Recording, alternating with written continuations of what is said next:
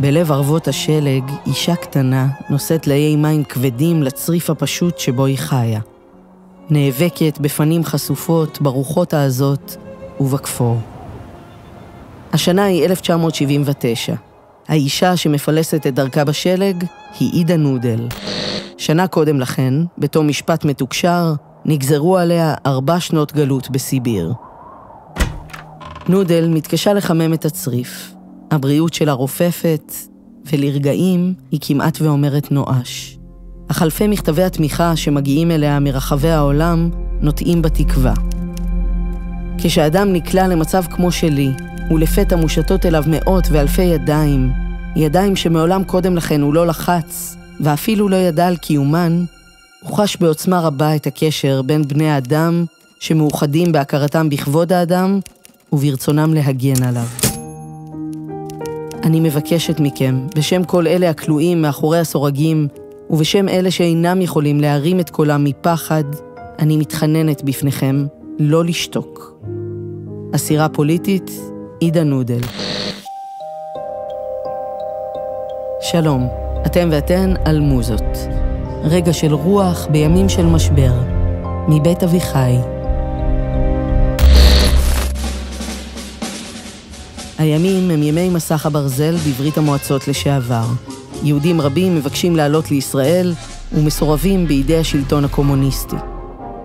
הם נאלצים ללמוד עברית בסתר, מפוטרים ממקומות עבודתם ונעצרים על ידי הקג"ב על פשעים שמעולם לא ביצעו. אל ערימת הבקשות הרבות לעלות לישראל מצטרפת גם בקשתה של אידה נודל, חוקרת בת 40. השלטונות מסרבים לתת לה לעלות, וחודש לאחר מכן היא מפוטרת ממקום עבודתה בטענה שפגעה בנפש הרוסית. איתה פוטרו גם יהודים נוספים, והם מנסים לערער יחד על הגזרה. ביום הדיון נואמת נודל בבית המשפט בראש מורם. נולדתי כאן, חייתי כאן במשך 40 שנה, ואינכם יכולים לגזול ממני את ילדותי, נערותי או בגרותי.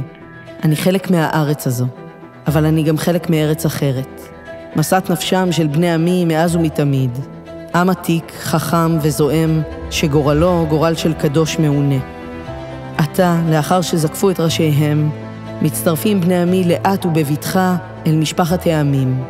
עדיין לא הכל מכירים בנו, אבל אנחנו נעלה ונתרומם למרות הכל, מפני שאין לנו ברירה.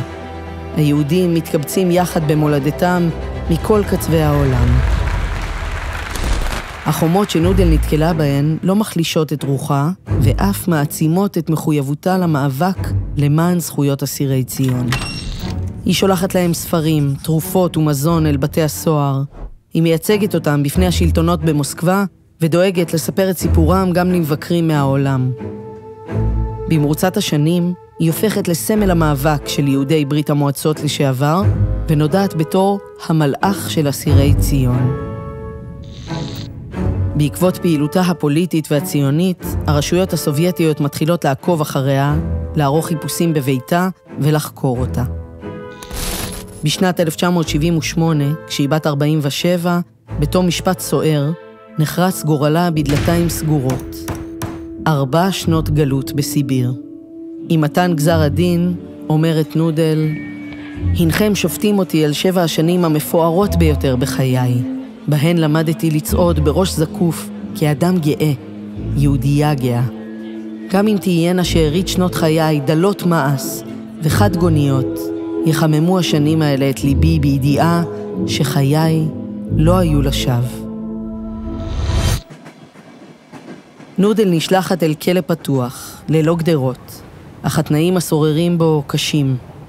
היא חיה סמוך לאסירים מסוכנים שמטרידים אותה, והיא שינה עם סכין מתחת לקר.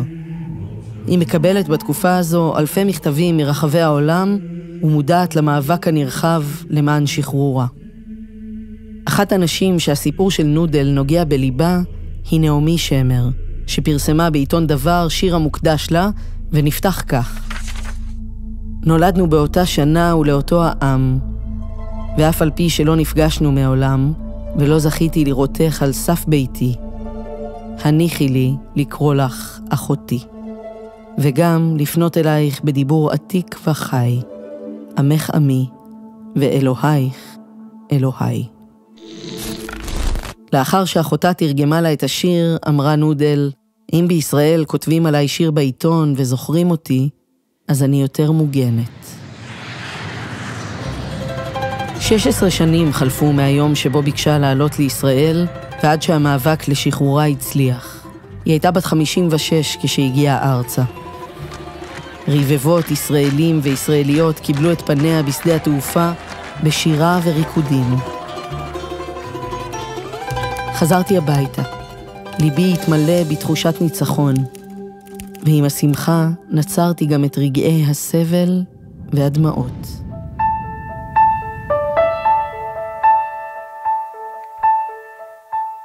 מה שלומך אחות הבוקר? מה שלומך אחות? מזג האוויר הזה מזכיר לי נשכחות.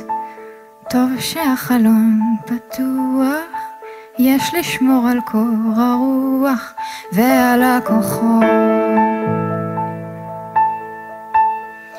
אין הרבה סיבות לשמוח, בא יותר לבכות. אין כמעט לאן לברוח, יש עוד לחכות. יד נעלמה כונסת גם את פירורי החסד, גם את המקור.